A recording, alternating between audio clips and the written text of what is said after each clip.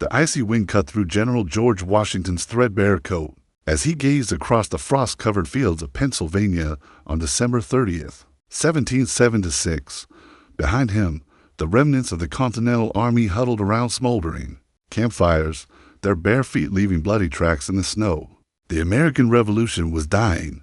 Just days earlier, Washington had achieved what many called a miracle at Trenton, crossing the Delaware River on Christmas night to surprise Hessian mercenaries. In their barracks, the victory had been sweet, but brief, a single bright flame in an ocean of darkness that threatened to extinguish the dream of American independence forever. Now, with British reinforcements closing in and his army's enlistment set to expire at midnight on New Year's Eve, Washington faced the most critical decision of the war. The situation could not have been more desperate.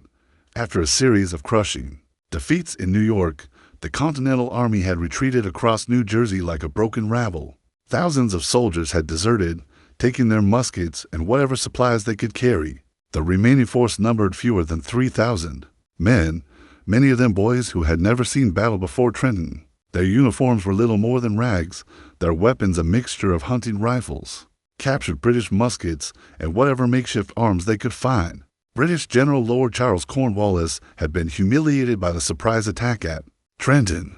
The loss of nearly 1,000 Hessian soldiers had sent shockwaves through the British command, and King George III himself had demanded swift retribution.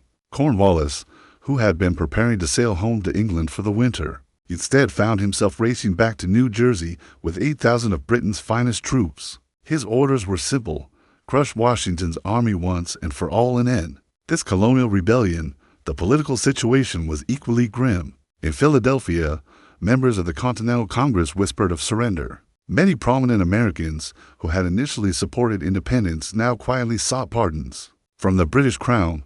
The French, whose support would prove crucial to American victory, remained skeptical of backing what appeared to be a losing cause. Benjamin Franklin, serving as ambassador in Paris, wrote desperately to colleagues that without a significant military success, the cause was lost. According to historical accounts documented in the Smithsonian Institute's Revolutionary War Archives, Washington's own officers pleaded with him to retreat further south, to preserve what remained of the army for future campaigns. But the general understood what his subordinates did not.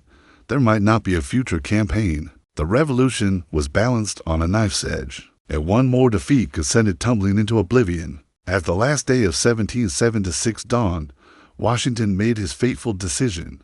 Rather than retreat, rather than watch his army dissolve, at midnight when enlistments expired, he would attack again. But this time, the target would not be isolated Hessian mercenaries sleeping off their Christmas celebrations. This time, he would strike at the heart of British power in New Jersey, the heavily fortified town of Princeton, defended by seasoned British regulars who had never tasted defeat in open battle. The decision seemed like madness to many, but Washington knew that desperate times demanded desperate measures. The fate of American independence now rested on a single, audacious gamble that would unfold in the frozen fields of New Jersey. Over the next 72 hours, Lieutenant Colonel Charles Mawhood adjusted his scarlet uniform as he reviewed the morning reports from his headquarters in Princeton on January 2nd, 1777. The British officer commanded the 17th Foot Regiment, seasoned veterans who had served with distinction in Europe and the Caribbean. Around him, the town bustled with military activity as Cornwallis prepared his massive force for what everyone assumed would be the final blow against Washington's ragtag rebels. Princeton had become a crucial British stronghold, its position along the King's Highway making it a vital link between New York and Philadelphia. The town's Nassau Hall, the largest building in colonial America, served as a barracks for British troops, while the surrounding countryside provided forage for horses and supplies for the army. Mawhood's men had grown comfortable in their winter quarters, confident that the recent victory at Trenton was merely a lucky stroke that would soon be avenged. But 40 miles to the south, Washington was orchestrating one of the most brilliant deceptions in military history. On the night of January 2nd, his army had taken position along the Sunpink Creek near Trenton, facing Cornwallis's advancing forces. Throughout the day, the two armies had skirmished across the creek, with the British general confident that he had finally cornered his elusive prey. "At last we have run down the old fox," Cornwallis reportedly told his officers, "and we will bag him in the morning." What Cornwallis did not know was that Washington had no intention of being bagged.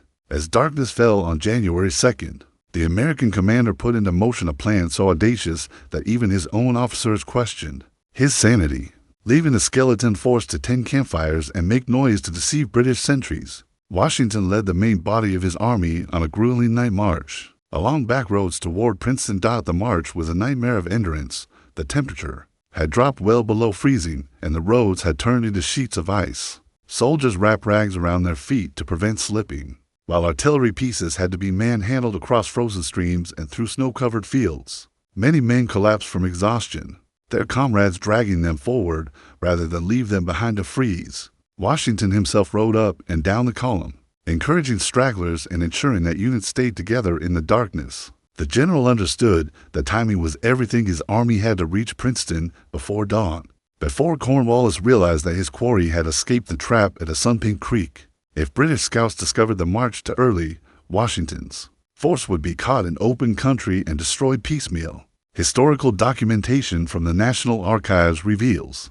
that Washington divided his force into two columns for the final approach to Princeton. General Hugh Mercer, a Scottish-born physician turned soldier, would lead 1,000 men along the back roads to cut off British escape routes. Meanwhile, Washington would command the main body in a direct assault on the town itself. The plan required precise coordination and no small amount of luck. As the first hints of dawn appeared on the eastern horizon, Washington's gamble began to unfold. His exhausted soldiers, many of whom had been marching and fighting almost continuously for a week, prepared for what they knew might be their final battle.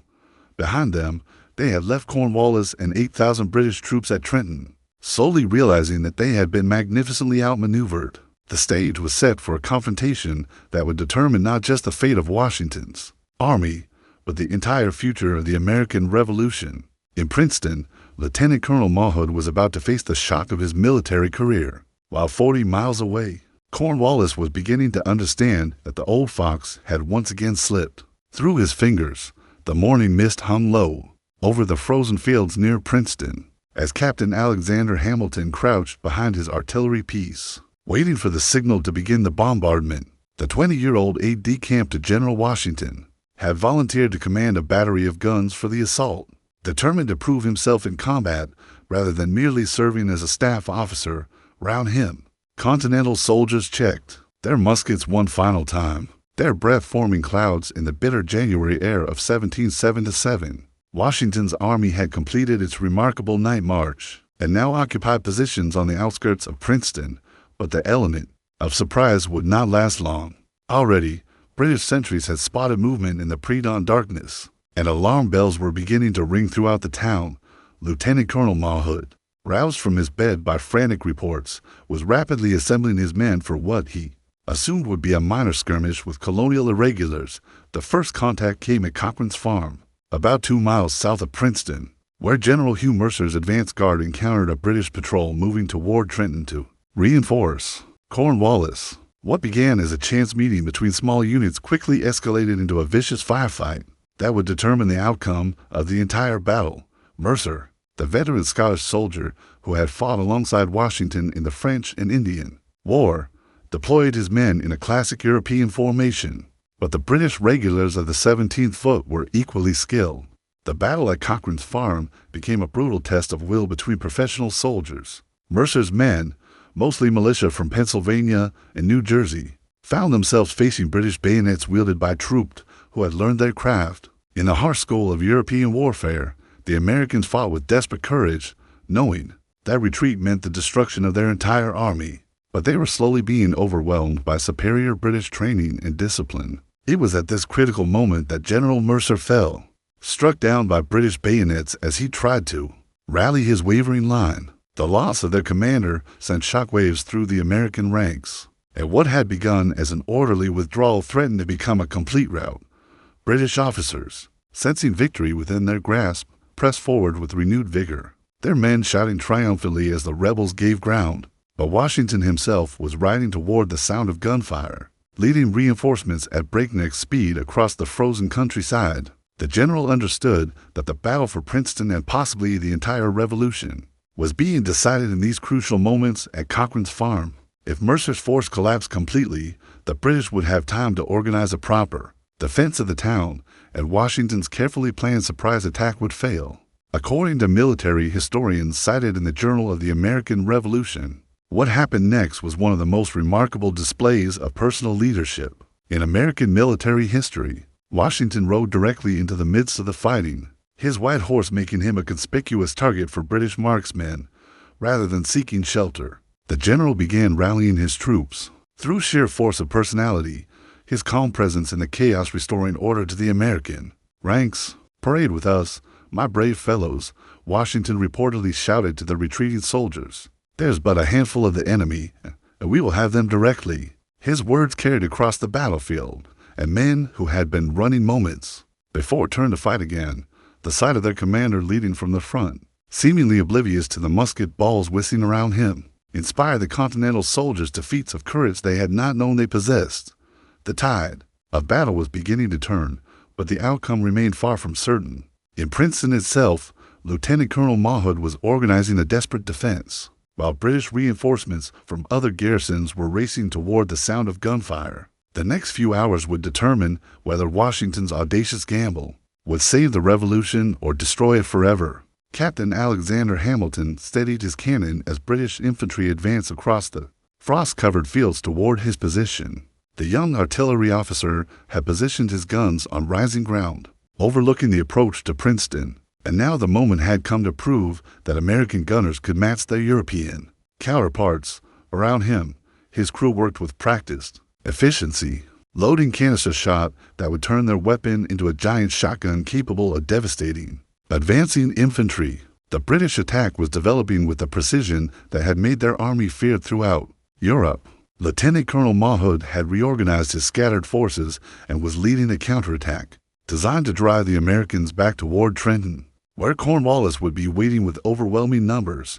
The 17th Foot advanced in perfect lines, their bayonets gleaming in the morning sun, while the 55th Foot moved to outflank the American position. Washington had positioned himself where he could observe the entire battlefield, and what he saw filled him with both pride and concern.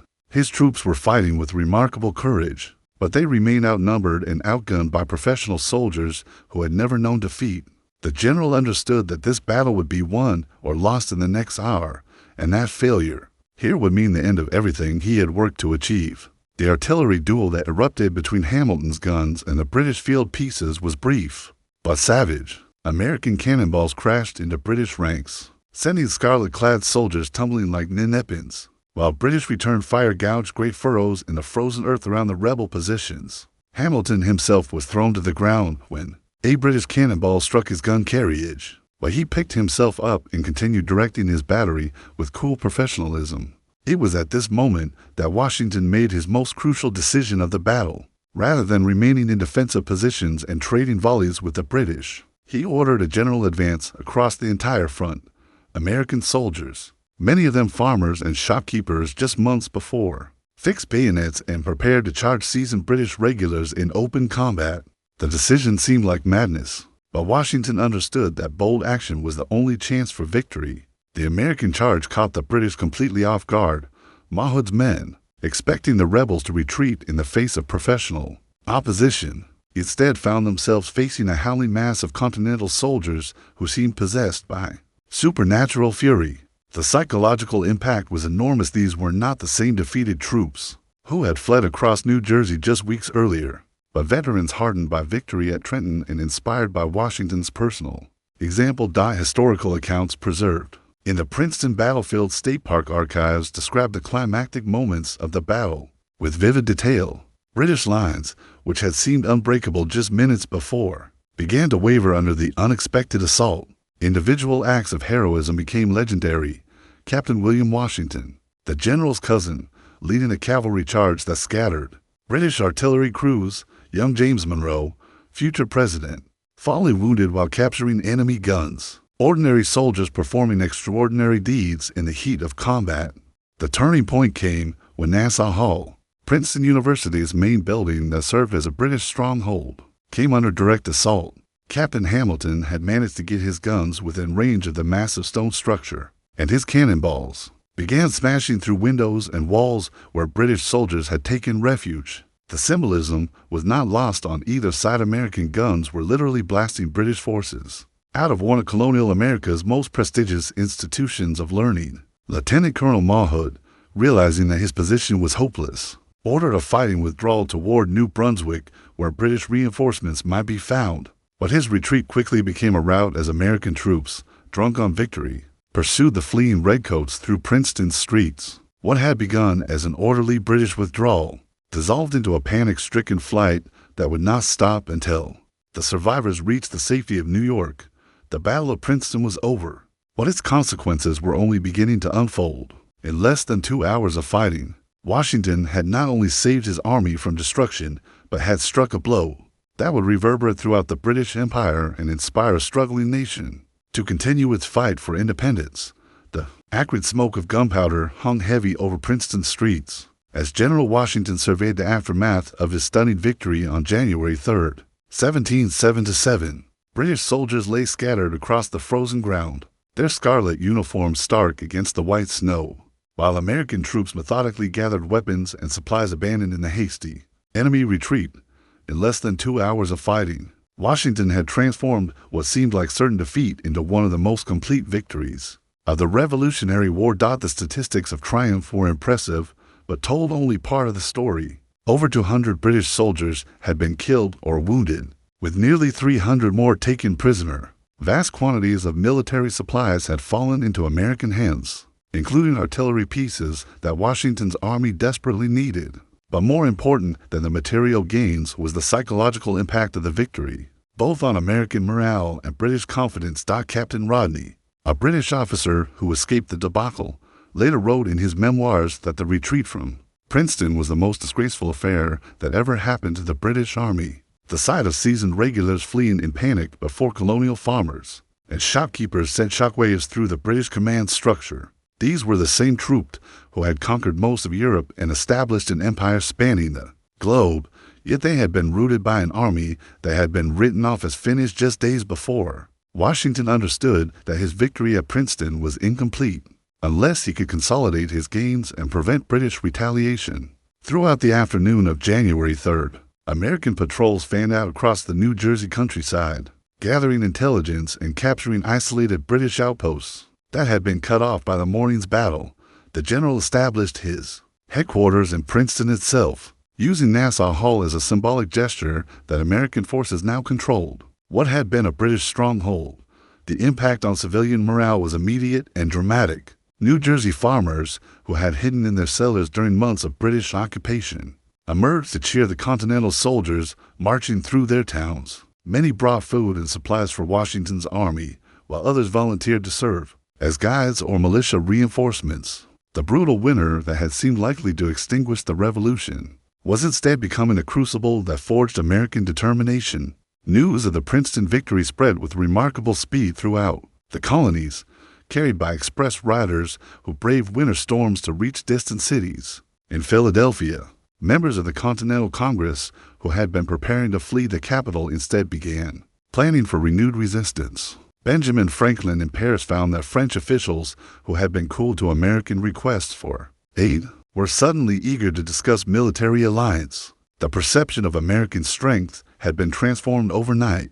According to military analysis documented in the United States Army War College's historical studies, Washington's achievement at Princeton was not merely tactical, but strategic in its implications. The twin victories at Trenton and Princeton had fundamentally altered the character of the Revolutionary War. What had been a series of British advances and American retreats became a genuine contest between opposing armies, with the initiative now passing to the Patriots.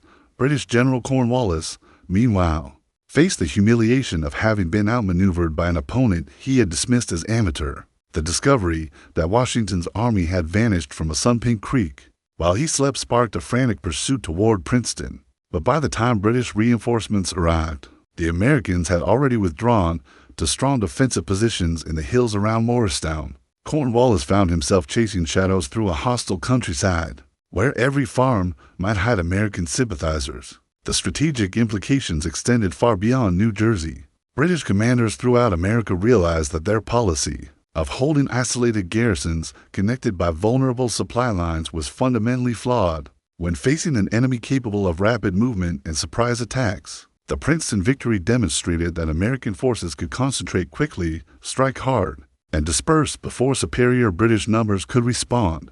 As Washington's army settled into winter quarters at Morristown, the general took time to write dispatches reporting his victory to Congress and to field commanders throughout America. His letters, while modest in tone, could not conceal his satisfaction at having achieved what many had thought impossible. The American Revolution, which had seemed to be gasping its last breath just weeks earlier, was now very much alive. The news of Princeton reached London in late February of 1777, arriving like a thunderbolt in the halls of Parliament where King George III and his ministers had been celebrating what they believed was the imminent collapse of the American rebellion. Lord George Germain, Secretary of State for the Colonies, had been assuring members of the House of Commons that Washington's army was finished and that the war would be over by spring. Instead, he found himself explaining how British forces had been defeated twice within a week by an enemy that was supposedly on the verge of surrender. The political earthquake that followed was immediate and severe.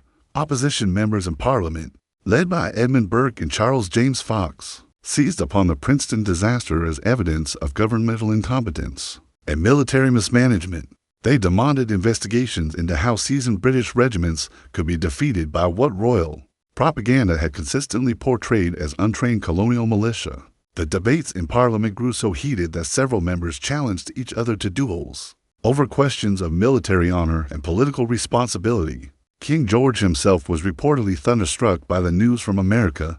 Courtiers described the monarch pacing his chambers for hours, demanding explanations from military advisors who had no satisfactory answers to offer. The king had staked his personal prestige on crushing the American rebellion quickly and decisively. Instead, he found his empire's military reputation tarnished by defeats at the hands of subjects he considered inferior in every respect. Across the English Channel, the reaction in France was markedly different, but equally significant. The French court at Versailles had been watching the American struggle with intense interest, seeing an opportunity to strike back at Britain for defeats suffered in the 7 Years' War. But French Foreign Minister Comte de Vergennes had been reluctant to risk alliance with what appeared to be a failing cause. The victories at Trenton and Princeton changed that calculation completely. Benjamin Franklin, serving as American ambassador in Paris, found doors that had been closed suddenly opening to him. French officials who had previously offered only polite sympathy now began serious discussions about military aid, financial support, and possible alliance. The Marquis de Lafayette, young French nobleman eager for military glory, announced his intention to volunteer for service in America, inspiring other European adventurers to follow his example. According to diplomatic correspondence preserved in the French Foreign Ministry archives, the Princeton victory was seen in European capitals as proof that American independence was not merely a colonial rebellion, but a genuine war between sovereign powers.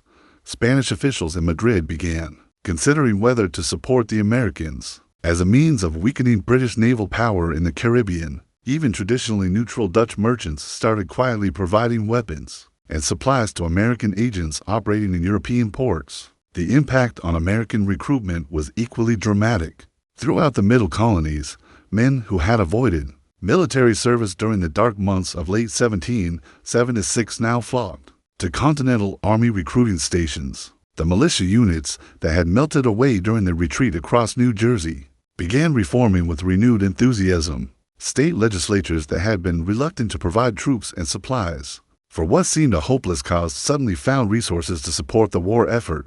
General Washington understood that his window of opportunity was limited. British forces would regroup and return with greater numbers and better preparation. But the psychological momentum gained at Princeton gave him tools he had never possessed before: credibility with potential allies, renewed support from Congress, and most importantly, an army that believed in its ability to win.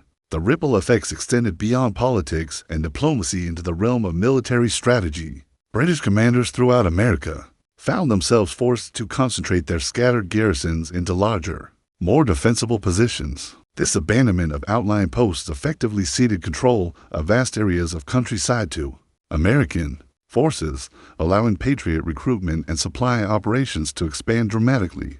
European military observers began taking serious notice of American tactical innovations, the ability to conduct rapid marches in winter conditions, to concentrate forces for surprise attacks, and to disperse before enemy reinforcements could respond, suggested that colonial forces had developed capabilities that challenged conventional European military doctrine. Military academies from St. Petersburg to Madrid began studying accounts of the Princeton campaign as examples of unconventional warfare. As spring approached in 1777, it was clear that the Battle of Princeton had accomplished far more than merely saving Washington's army from destruction. It had transformed the American Revolution from a regional uprising into an international conflict that would reshape the balance of power throughout the Atlantic world.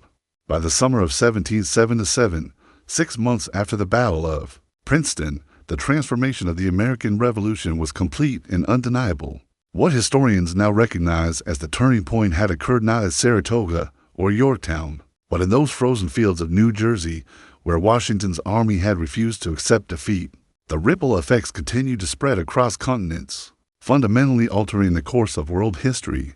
The most immediate and tangible result was the formal alliance between France and the United States. Signed in February of 1778, French Foreign Minister Vergennes later wrote in his memoirs that the decision to support American independence could be traced directly to the winter victories of 1776 and 1777. Without Princeton, he argued, France would never have risked war with Britain over what appeared to be a hopeless colonial rebellion. The French alliance brought not only military and financial aid, but international legitimacy to the American cause. General John Burgoyne's surrender at Saratoga in October 1777, often cited as the war's crucial turning point, was actually the culmination of strategic changes that began with Princeton. The British decision to launch major offensives from both New York and Canada was a direct response to their inability to crush American resistance. During the winter of 1776, if Washington's army had dissolved as expected, Burgoyne would never have found himself isolated and surrounded in the forests of upstate New York. The military innovations pioneered during the Princeton campaign became standard practice for continental forces throughout the remainder of the war. The ability to conduct rapid winter movements, to concentrate forces for surprise attacks, and to disperse before enemy reinforcements could respond became hallmarks of American strategy. These tactics would prove decisive in campaigns from the Carolinas to the Chesapeake, allowing smaller American forces to defeat larger British armies through superior mobility and intelligence. Perhaps most importantly, Princeton established George Washington's reputation as a military commander, capable of strategic brilliance under extreme pressure. Prior to the New Jersey campaign, many critics questioned whether the Virginia planter possessed the skills necessary to command a continental army. After Princeton, both allies and enemies recognized Washington as a formidable opponent whose leadership had literally saved the Revolution from extinction. The psychological impact on ordinary Americans cannot be overstated. The winter of 1776 had tested the commitment of people who had enthusiastically supported independence during the heady days of summer. Many had begun to question whether the sacrifice was worth the cost.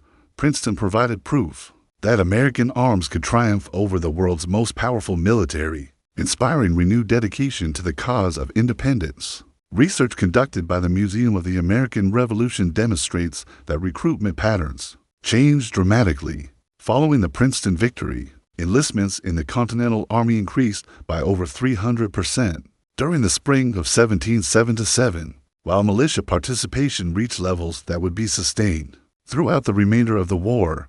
The battle had proved that American independence was achievable, not merely desirable. The long-term consequences extended far beyond American independence itself. The techniques of unconventional warfare pioneered during the Princeton campaign would influence military thinking throughout the 19th and 20th centuries. Napoleon Bonaparte studied accounts of Washington's New Jersey operations, while military theorists from Karl von Clausewitz to Mao Zedong drew lessons from American innovations in rapid movement and surprise attack. The political implications were equally significant. Princeton demonstrated that determined colonial populations could successfully resist European imperial control, inspiring independence movements throughout the Americas and eventually around the world.